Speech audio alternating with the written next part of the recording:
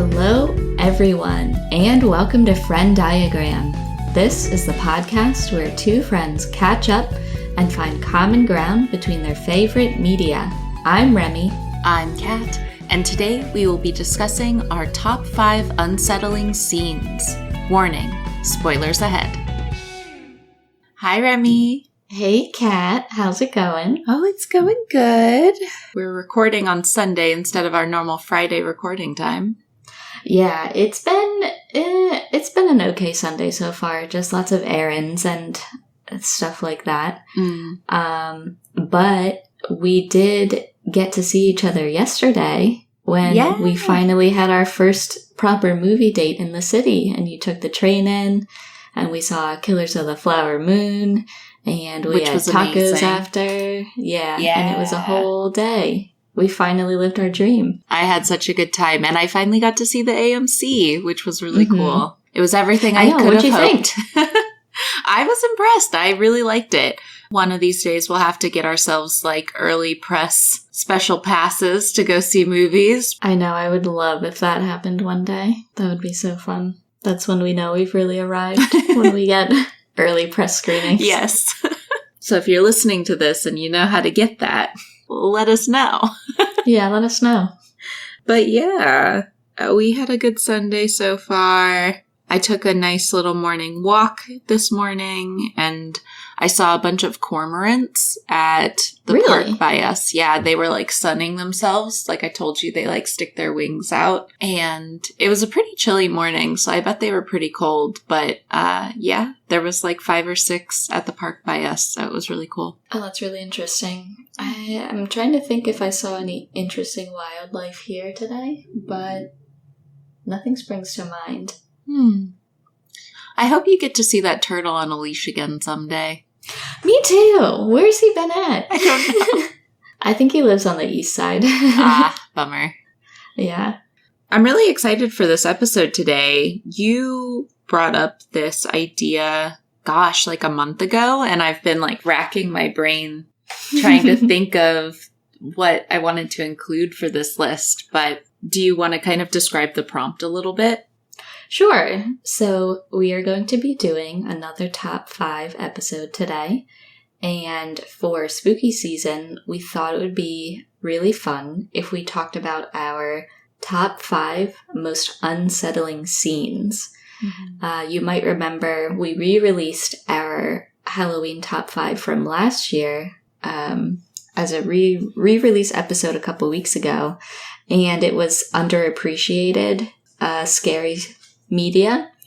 And this year we thought it would be really fun to mix things up and just focus on scenes that really unsettled us, stuck with us, were creepy and lasting, and just really stick in the mind based on the terrible feeling you get from watching them.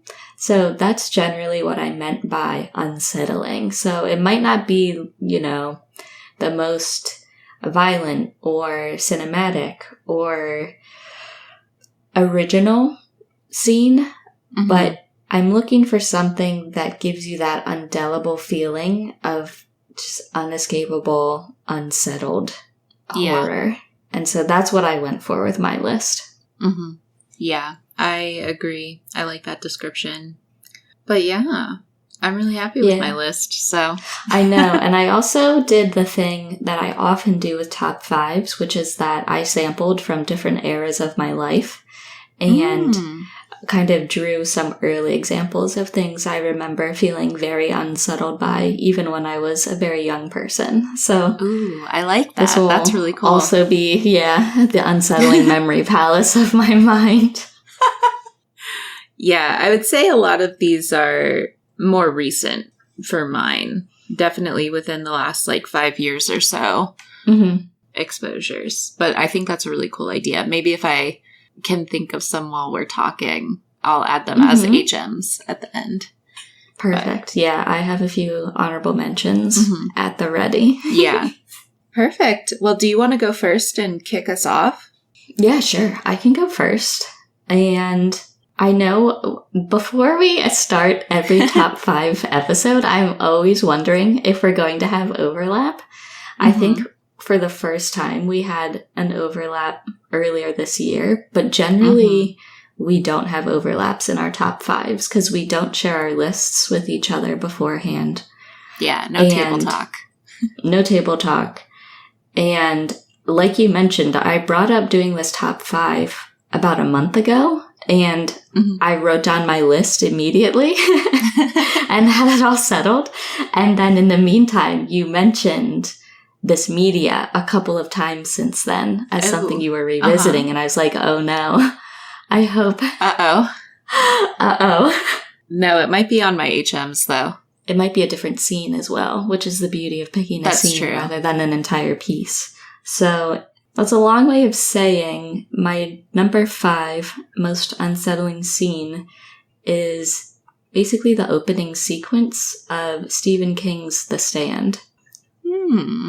And this is the sequence where Charlie Campion unleashes the superflu from the test facility in which it was developed. And you see him trying to outrun the spread of the superflu, and in doing so, dooming the entire world. Yeah. And it's an incredible way to open a book. It's one of the best, just like firing gun chapters to a novel that I can remember. And it's very gripping. I read The Stand for the first time when I was in middle school. So a very long time before we actually experienced that's young for that. A pandemic. Yeah. But I obviously had no historical experiences that it related to. And then I revisited it after the COVID-19 pandemic and found it equally unsettling, if not more unsettling. And so I think that's an enduring scene where you're watching one person act in natural self-interest, but having horrible consequences based on their actions. And you know it by the small amount of details you already have that this guy is absolutely doing the worst thing possible. Yeah. It's interesting that you revisited it right after the COVID-19 pandemic, because I had read it for the first time just beforehand. I read it in 2019, and like having that fresh on my mind when all of the COVID stuff started happening was really jarring and scary. Because I was like, I don't know, like this just feels like this world, and I was like primed. Yeah, that's really creepy timing. But this chapter, a lot of it is cutting between different things, but what really stuck in my memory was the character Charlie Campion, like waking up his wife and making her and their family get in the car and setting out into the night to try to outrun the superflu, even though we have information about how quickly the onset is in the facility where it's spread from. So you already have a sense of very immediate doom because you see the effects of what can happen when you are very close to the origin point of this superflu. And so there's a great sense of urgency and dread that you feel in that opening sequence. And so I think that's why I love The Stand overall as a whole, but I think that opening scene is an all-timer in terms of setting you on edge from the very start. Yeah, I would absolutely agree with that. And you're right, I have been talking about The Stand a lot recently. It did make my honorable mentions, so while we're just on the topic, I'll bring up the scene that I really like. So in The Stand, there is a character named Larry Underwood, and he is like a rising rock star type guy when the superflu hits, and he needs to get out of New York City. And so I've been thinking a lot about the scene where he travels through the Lincoln Tunnel all by himself, and he like doesn't bring a flashlight. He's like so unprepared to go through the Lincoln Tunnel. So he's got like one of those like lighters that will just like keep burning.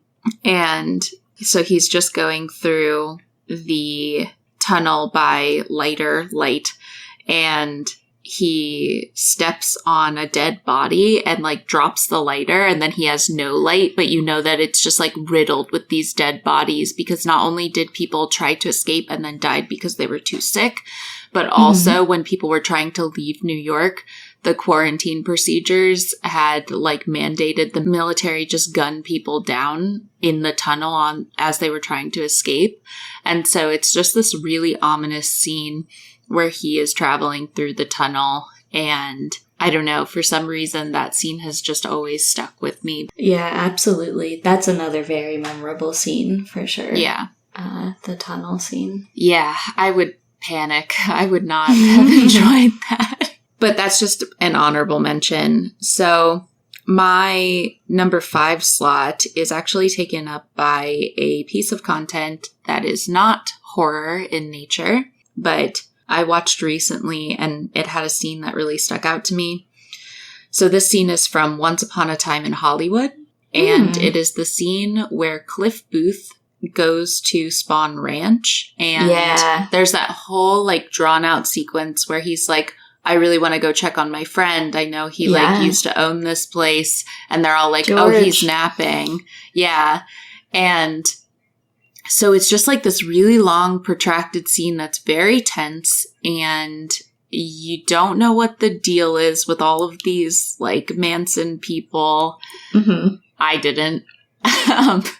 And they're just like acting very suspicious. They're acting really weird and cagey.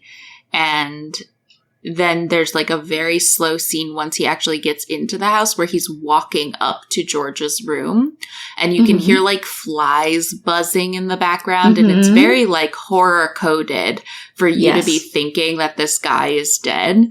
And then you like get into the room and he's just like laying there really still, and you're like, oh my God, he is dead. We're gonna die. These people are gonna kill us. And then he like wakes up and rolls over and they have a conversation. But that scene is like a solid 5 minutes of just like tense emotion. I was like losing it. I was like, no. Why would you do this? Yeah. I was there when you were watching this scene for the first time, and the whole time you're like, Cliff, no. Cliff, why are you doing this? Cliff, you can just leave. Why would you keep pressing the issue? Just go. I was like, call the police, do a wellness check. Like, there's so many other options. Yeah. Oh, man. But, I mean, Cliff Booth, he's a confident man. So. He is. He is a confident man, and he gets out all right. And it was a great scene. Like, just the building tension was done so well, and it's definitely one of my favorite Quentin Tarantino scenes of all time as well. So, yeah, I think Spawn Ranch is probably my favorite part of that movie, I want to say. Yeah, it's a really, really good scene. So, oh, good call. Yeah. That's a fun one.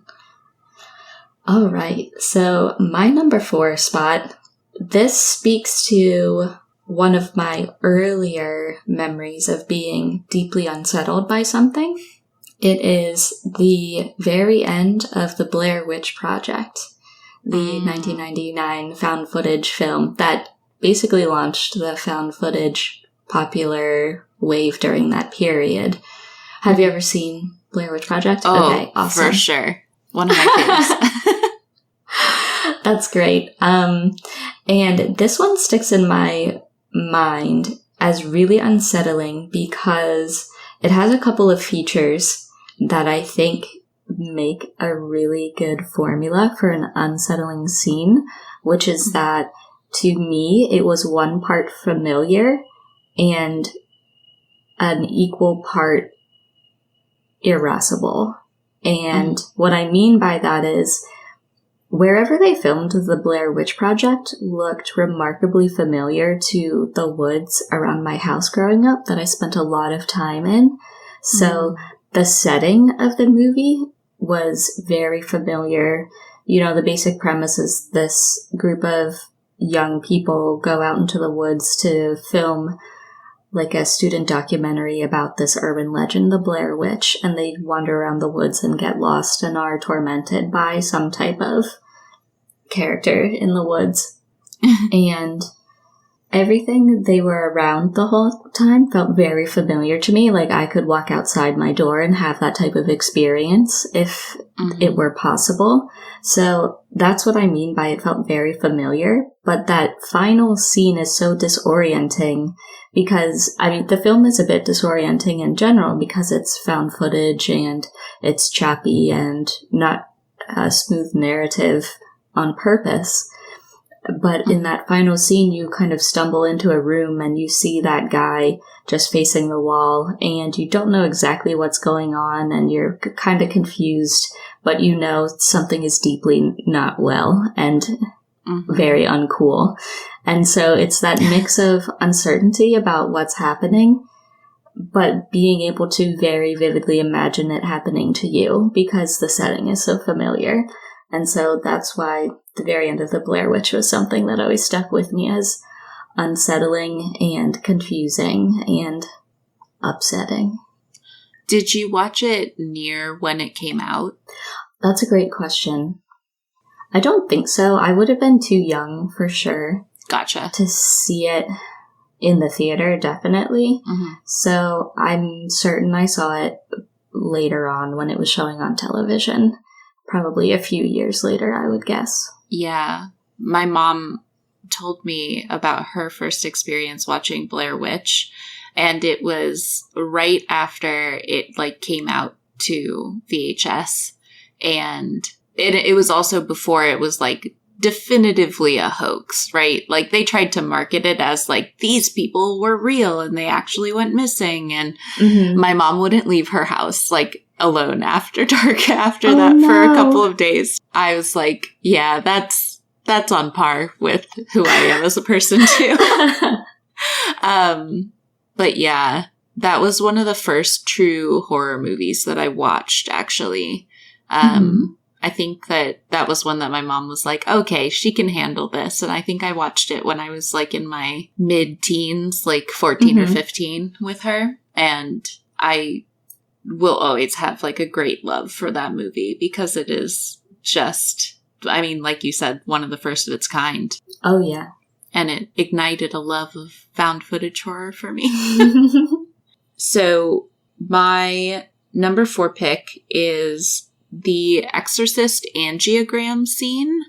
So this is one of the earlier scenes in the film after Reagan starts showing some weird behavior and signs of potentially possession, but just the mom is not sure what to do. And so there's all of these medical tests that need to be done to rule out medical conditions. And they do an angiogram, which is a medical procedure in which you can image the arteries and blood vessels in the brain.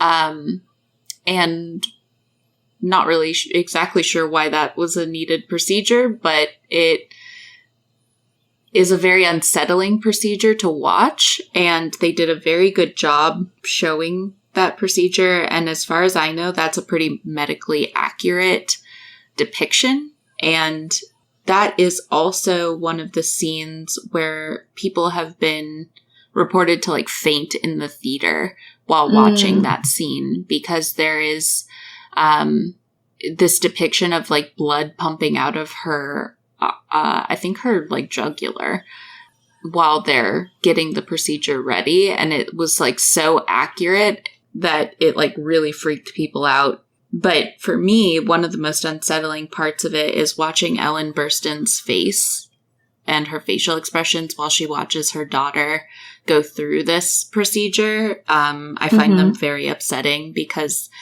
that scene is just so gut clenching, and you just really feel for this very scared child who is going through some very scary procedures, and you feel for the mother who just wants to protect her child, but is also watching her go through all of these horrible medical tests. So, yeah, it definitely sticks with you. Yeah, I know you brought this up in that episode where you covered The Exorcist as your thing, and I probably said this back then, but I don't remember. And it's possible I didn't, but that's the scene with the convicted murderer plays the radiographer, right? In the movie, they accidentally hired a guy that was a murderer. I've never heard that. Yeah. Oh my gosh. Yeah, I'm gonna send you a Wikipedia article right now. Whoa. Yeah. That's insane. I know. It's one of those urban legends about The Exorcist, which has many urban legends that are actually just unsettling truths. Yeah, Paul Bateson was convicted of murder after he played the radiographer during the cerebral angiography. Uh-huh. And they also suspected he was a serial killer of other unsolved murders in New York City. Wow. But I don't think he was ever convicted of those. Whoa. That's insane. I know, right? Thank you. Thank you for sharing that. No, I don't think you said that in our original episode. I must have not been certain if it was like the right technician or something, because I knew the legend, but I was like, I don't know if he was in that scene or a different scene, but I believe it's that guy. Yeah, you're absolutely right. Oh, weird. Oh man. Yeah, that scene's really good. That adds to the unsettling nature of it for sure. Right. Okay, so similar to that, my number 3 is a scene that comes from a film where you could just pick any scene in the entire film and be like, that's the worst thing I've ever seen. And it is the 2018 film Hereditary, directed by Ari Aster. Uh-huh. And I know I've declared this to you before. I can't remember if I've declared it on the pod or not, but I hope to never watch that film again in my whole life. It was an excellent film, but it was just deeply upsetting, and I hated every moment of experiencing it. Mostly just because of the profound familial tension and just the horrible guilt that people were feeling, and hated all of that. So I found it unsettling overall, but I would have to say if I had to pick one scene that was the most unsettling, I would go with the attic scene near the end where Toni Collette is like basically sawing her own head off with a piano wire. And she's also like up in the air and all of that and just behaving horrendously and maniacally and terrifyingly. And I found that deeply unsettling as a whole. On top of like everything being upsetting, that visual I found unsettling. Yeah, I absolutely agree. Except I have a totally different take where I love that. I love that movie and I like watching it a lot, actually. I know. It's so strange that like we're so opposite on that one thing. I just feel so bad for Nat Wolff that I can't. Yeah. That scene in particular is like it starts with like a really quiet moment in the attic where he thinks that he's like escaped. And then you just hear the sound of the sawing action. And then you realize that like, no, he's not safe. And it's absolutely fucking terrifying. Yeah, you're absolutely right to choose that. It's so upsetting. My number 3 pick is a scene from Paranormal Activity. Ooh. So, like I said, I really enjoy a found footage film, and Paranormal Activity is one of those that is rewatchable and very well done. Like, I don't know. I watched it probably in 2018 or 2019 for the first time. And in particular, Night 21 is the scene that sticks out to me. And it is a really slow sequence where the couple goes to bed and Katie gets out of bed very slowly. She like sits up really slowly and then moves the covers off of her and then stands up and stares at Micah, her partner, for a period of time. And then she walks over to his side of the bed and then stares at him and stands there for hours, and it like speeds up and you just see her like swaying because bodies just naturally sway when you're just standing in the same position. And so you just like see her swaying until about 3 a.m. and then she slowly walks out of the room and then just begins screaming. And I just found it extremely unsettling for a variety of reasons. I think the concept of being manipulated during sleep is absolutely terrifying. Sleep for me is like a space that you want to feel safe in, and you have no control and no ability to protect yourself while you're asleep. And so I find that specific aspect very unsettling for both parties. Like Micah, who is asleep while being like watched by his possessed partner. Yeah. That's really scary. But also the possessed partner like doesn't know that she's awake. And so I just find that very unsettling because sleep should be a safe time. Yeah. That's a really good shout. Yeah.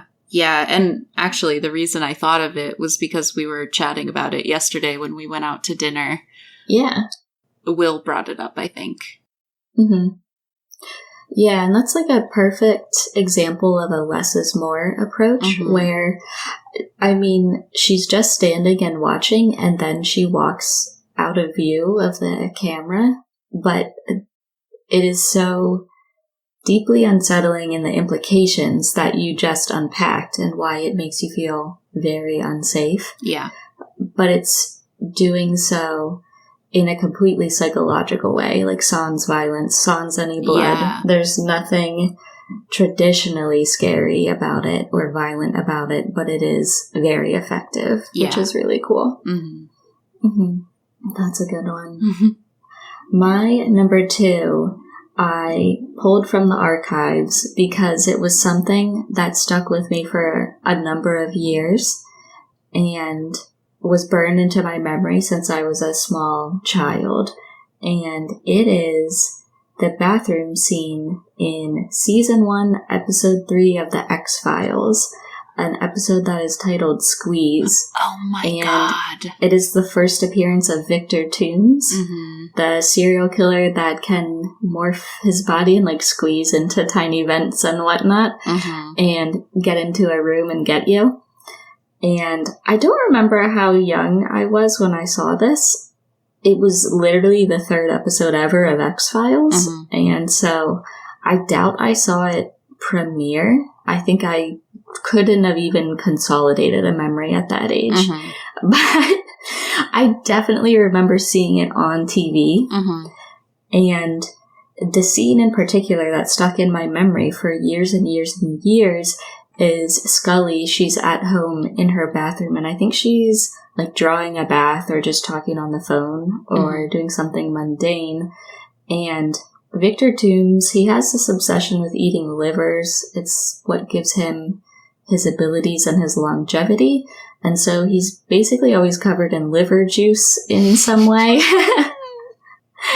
And there's a great shot where Scully is looking at her phone or something, and this, like, bile substance drips down onto her hand or into her view, and she looks up, and there's a vent in the ceiling of her bathroom, and it's just dripping this terrible yellow liquid, and she knows exactly what it means. She knows she's in immediate peril, but I just remember being very affected by that dripping and oozing out of the ceiling as a kid and finding that horrific and just being deeply disturbed by it for a long, long time.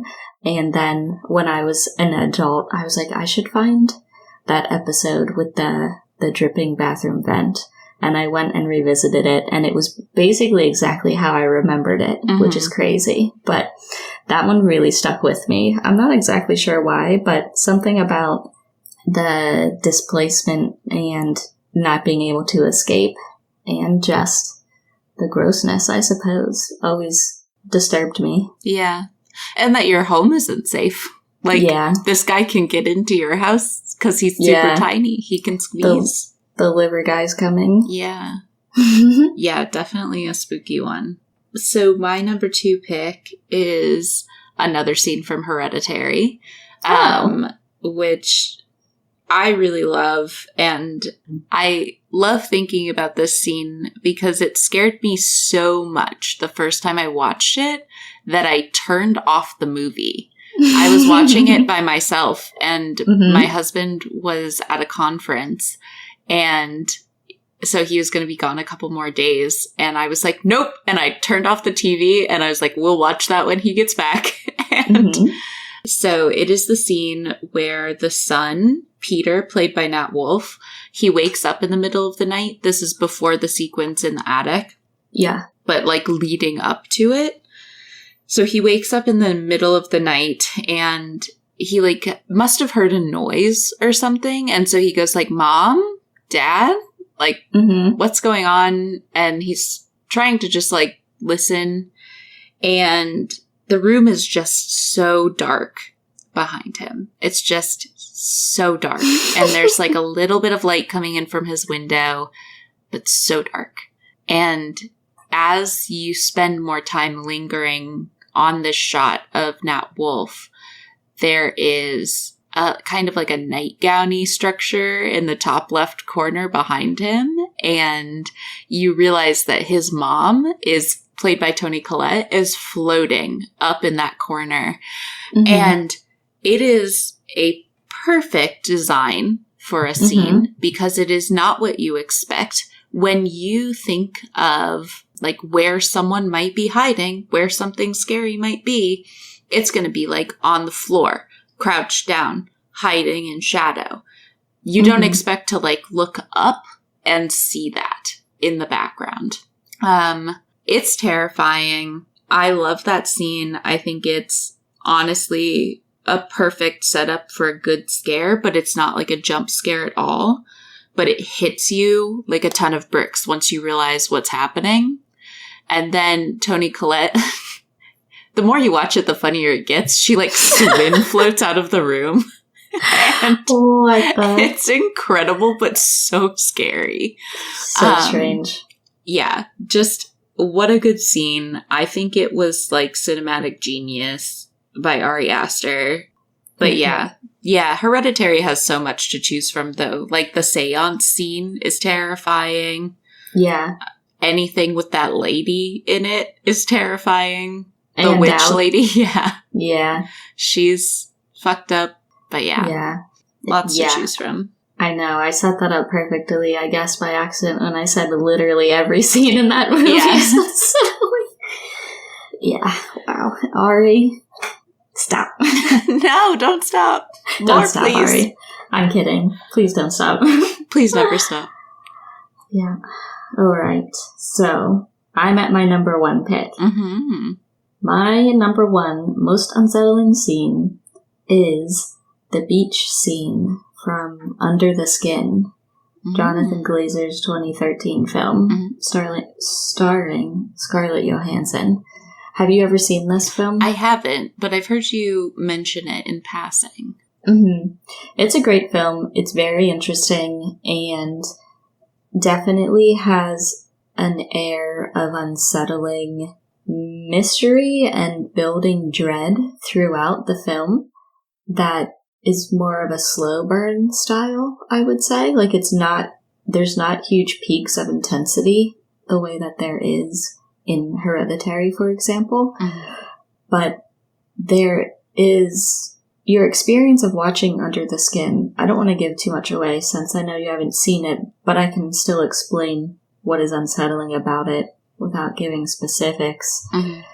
But you're watching Scarlett's character go about her business in Ireland, and it is a very passive observational role that you as the viewer and the camera are taking as you're watching her like cruising for guys or walking around getting clothes or basically just doing anything. You are completely passively following her for most of the time. And the more you observe her, the more you start to see her behaviors and habits diverge from normal human behavior. And the scene, if you didn't already know that something was deeply wrong with her, the scene where it becomes crystal clear is the beach scene, where she's at the shore and she's been talking to this man that's been living on the beach. And then nearby, a family has been walking on the beach, walking their dog, and the dog gets swept into the water, into a riptide, I assume. Mm-hmm. And the mom jumps in after the dog to save it from the riptide, and she gets swept away. And the dad jumps into the water to save the woman, and they have a little toddler who's watching all of this happen on the beach, and the toddler is crying, and the dog and the two adults are getting swept out to sea, and the man that's been living on the beach jumps out there to try to save the man, and all this is happening, and Scarlett's just watching completely impassively, watching probably the worst thing unfold that most people can imagine, and registers none of it whatsoever, is completely unresponsive in every way. And the whole time this baby is crying and people are drowning, and it's this horrible, very realistic scene, but it doesn't register with her whatsoever. And so there's this frenetic struggle in the water and this emotional struggle with the child crying, and then Scarlett just being stock still.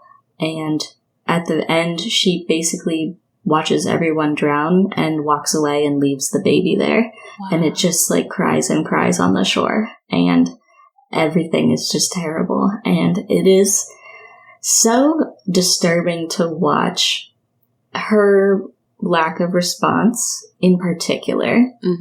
I'm not doing it justice because there's something with the score and the ambiance up to that point and the general feeling that Jonathan Glazer has built for you up to that point that makes it all just bone-chillingly unsettling as a whole. And I think it takes amazing talent to create that type of feeling, especially with such a simple demonstration of a lack of compassion. And I think he has a deep understanding of how to convey that on screen. And so it was equal parts impressive and unforgettably unsettling. And so that's why the beach scene from Under the Skin is my number one pick.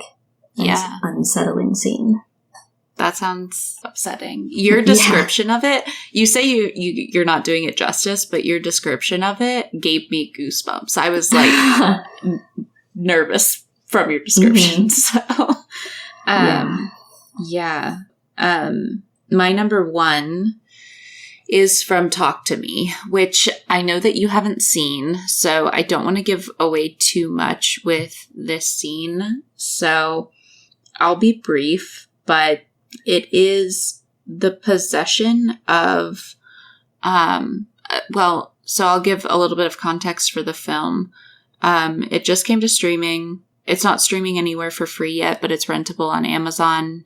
And it tells the story of these Australian teenagers who are able to interact with a haunted object that allows them to communicate and be possessed by spirits. And there is a really disturbing scene in it, and I assume that it is the scene where you said Will was yelling from the other room, no, stop!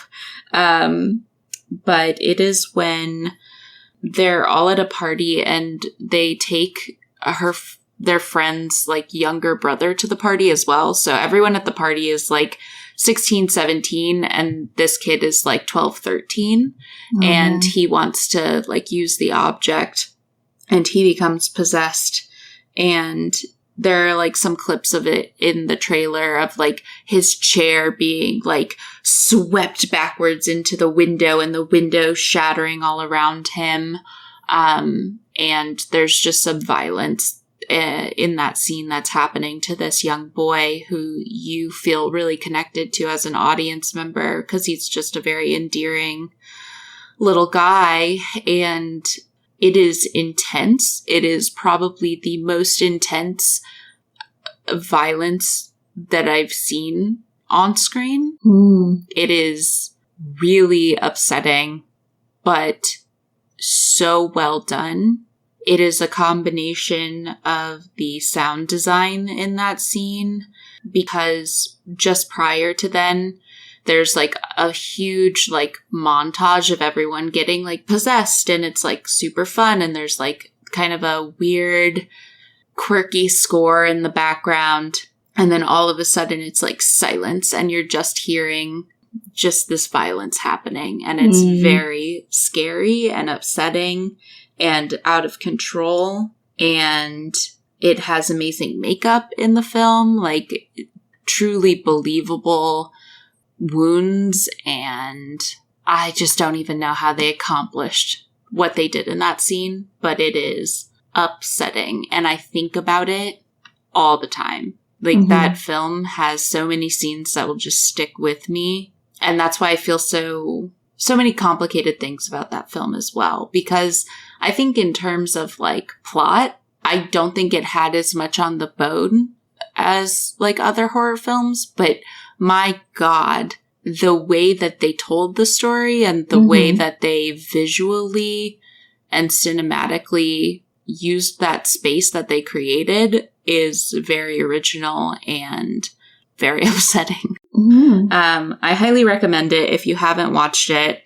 It is just a ride, and you're gonna get on and it doesn't stop. So enjoy it while it lasts, I guess. Wow. So that's my number one pick. Very unsettling. Very cool. Do you have any HMs? I do. I have 4 HMs. Okay. I will just reel them off for you. Okay. So, I'm trying to think of what the best order is. I guess I'll just go from the top. My first honorable mention is the scene in The Witch, Robert Eggers' first movie. And I like to call the scene Black Phillip Chimes In. Black Phillip! It is my favorite part of that scene, which is why I made it an HM, or it's my favorite scene in that film, which is why I made it an HM rather than on the proper list, because I actually find it more thrilling than unsettling, because this whole time you don't really know who to believe about what's up with Black Phillip, the goat. And then, Black Phillip chimes in and you're like, oh, holy shit. Yeah. This dude rocks. This is awesome. Oh, man. I think that's my favorite part of that movie. Me too. Yeah. Oh, I love it. I want to talk to Black Phillip. I don't Whisper want to me. I don't want to talk to Black Phillip. Thank you. He's my favorite character. So yeah, that's one HM. Another HM is the mail slot scene from Men. Alex Garland's 2022 film, which I don't believe you've seen yet. So no, still not yet. I won't say much more about it, but if you've seen the film, you know exactly what I'm talking about. It is just like, Alex, why did you think of that? Why did you make me see it? Oh, man. Thanks a lot, Alex. My third HM is the scene that I like to call Picture Day with the monolith from 2001: A Space Odyssey. Mm-hmm. This is also my favorite scene from that movie, and I think it's deeply unsettling in a very nebulous way. It is the scene where the monolith has been uncovered on a planet and a bunch of astronaut people gather around to have their photo taken with it. But it takes a long time for them to file down into the pit and arrange themselves and get ready for the picture.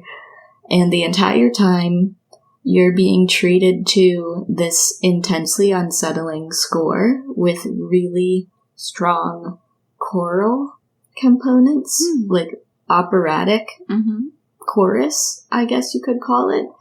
And the combination of watching all these people file towards something that you know is untrustworthy while that score is playing over top of it, and then they're just like crowding around it and getting really close to this thing, and you're just like, wow, this is dread-inducing watching this mundane activity with these sinister undertones and very sinister overtones auditorially. Yeah. So that's why I love Picture Day with the monolith in 2001: A Space Odyssey. Picture Day. And my final HM is, I mean, it could be any scene where this guy appears, but I would say the one that I think about is the scene from The Haunting of Hill House, the Mike Flanagan series. Anytime the tall man is gliding around, like specifically, I think there's a scene where the young boy, I forget his name, is it Luke, yes, thank you. Is he hiding under the bed and he can see the tall man's feet? Like hovering. Just hovering? Yeah. Hovering and gliding. It's such an upsetting. It's disconcerting, for sure. It's so upsetting. But yeah, anytime where that happens, but specifically that one, because the POV just really adds to the unsettling nature of what the tall man is up to. So yeah, those are my 4 HMs. On that same thread, I really like when Luke is an adult and he sees the tall man outside, and it's like street, floating towards him, but it's backwards, like you can't see his face, and it's so upsetting. I hate that scene. Yes, that's a great pick. I love all of those HMs. Thank you. I thought of a couple of additional HMs while we were chatting. So one that I want to shout is actually from a movie that I didn't like, but definitely stuck with me. So, and I know that other people have really liked this film. It's definitely weird and super experimental. It's the film Skinamarink. And God, that was just such a weird film. And it's hard to even put my finger on which part was unsettling, because literally the entire thing is unsettling. But there is like, it tells the story of these 2 kids who are left in their house alone, and the house is like kind of multi-dimensional, and there's some kind of nefarious entity in the house that is manipulating the children. But there is a scene where the little girl goes into her parents' bedroom, and it looks like her mom is sitting with her back to her on the bed. And they're like having a conversation. I honestly can't even remember what the conversation was, but you know it's not her mom. Like, you know that the mom is like not in the picture. It definitely hasn't been in the film. And it's just like really nefarious. And then I don't think you see the little girl again. And it's like just really unsettling. But yeah, I mean, definitely worth a watch if you're like interested in experimental horror, because it definitely is a film that stuck with me. And I think it has a lot that it's trying to say. Like, I think it's about a lot of childhood trauma. I think it's like very much, I don't know. I actually don't even know how to consolidate my thoughts on that film, but it's a weird movie, and you might like it and you might not, but it's definitely an artistic endeavor. So yeah, support people. Yeah, check it out. Everything's worth a try. It's actually streaming on AMC Plus right now if you have that. I do, but I won't be rewatching it. Yeah, I streamed it somewhere. Oh, you watched it. I didn't realize you watched it. I did eventually. I thought it went to Hulu or something. It's definitely streaming somewhere, because that's how I watched it. Yeah, I'm pretty sure I saw it on AMC Plus the other day. But, yeah, what did you think of it? We haven't talked about it. I think I had a very similar response to what you just described. Yeah. I definitely felt expanses of tedium for sure. Like, I wasn't on edge the whole time, but I also think that is a deliberate choice. Yeah. By the filmmaker. So I certainly respect the endeavor, even if not all of it worked for me. I think the idea was good. The execution was a choice. Mm-hmm. But yeah, I'm certainly interested to see what that filmmaker does next. Yeah, because this was their first full-length film. They've done shorter films before. But yeah, I mean, definitely interesting. Weird. Unsettling. And then the other one that I want to bring up is a vignette from VHS, the 2012 film. That's the original one, right? Yes. Yep, it came out in 2012, and specifically it is, well, Wikipedia calls it the sick thing that happened to Emily when she was younger, but it is the one where a long-distance couple are having chats, like webcam chats, and she's, like, describing weird bumps and bruises that she's been getting, and then she, like, starts saying that, like, maybe her apartment is haunted, and you start seeing, she, like, turns the webcams around sometimes, and you'll see, like, there's, like, an alien or a ghost or something in her apartment. Yeah, it's just a really weird and unsettling vignette. I've definitely seen that, but it's been a long time, and I'm trying to remember the resolution of it. I'm reading it on Wikipedia right now. Yeah, I do remember that one being very disturbing. There's another one from the 2012 one that I remember, where it's like those guys that go to the bar and they pick up that woman. Yeah. And it's like handheld camera type footage. Yeah, I know which one you're talking about. Yeah, I considered revisiting this for this specific list, but didn't get around to it. But yeah, while I'm like skimming these synopses, and I'm like, yeah, these were all pretty creepy. Barbarian. Yeah, I thought about that a lot. I actually specifically almost shouted out the Barbarian trailer, which I remember describing to you why it really caught my attention in the theater, and it was because of how the sound was mixed in the trailer, which was actually specific to the trailer, and they didn't use that specific mix in the film itself, so I disqualified it from this list. But if we were just talking about trailers, Barbarian trailer would definitely be on there. Yeah. I think that the scene where Bill Skarsgård has gone down to the basement, and I forget the actress's name, but she is, like, slowly, like, she's, like, calling down to him. She's like, stop, like, let's go, let's get out of here. And then she, like, goes down into the basement too. And it's at a moment in the film where you're not sure if Bill Skarsgård's character is, like, a good guy or nefarious, like, if she's been tricked. Is he luring her down? Yeah. By pretending to be in peril. And that's a very unsettling scene, for sure. Definitely. Because there's just so much that you don't know as an audience member. I really liked that choice. Ooh, that just reminded me of one more. Good.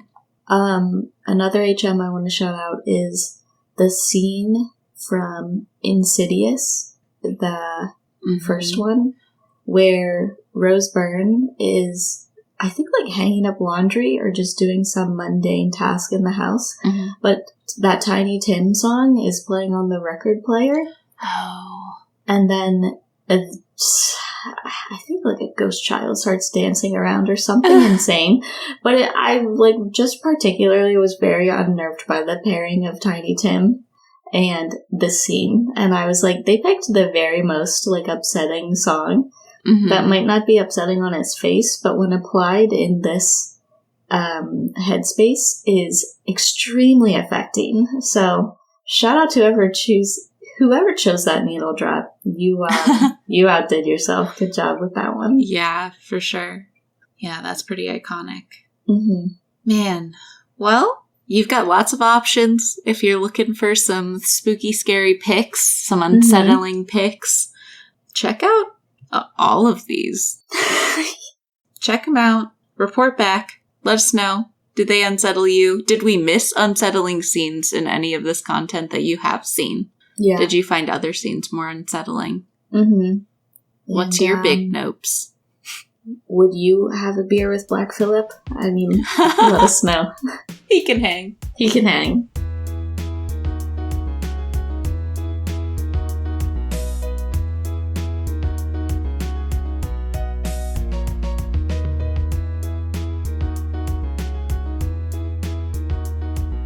Thanks for joining us this week on Friend Diagram. Thank you to Tyler Seek for the creation of our intro and outro music. Did you take any of our recommendations? Have any thoughts on the show? Let us know at frienddiagrampod@gmail.com, and we might read your email on a future episode. If you can, please take a moment to rate and review the show on your podcast app of choice, and we'll see you back here, same place next week. Bye for now.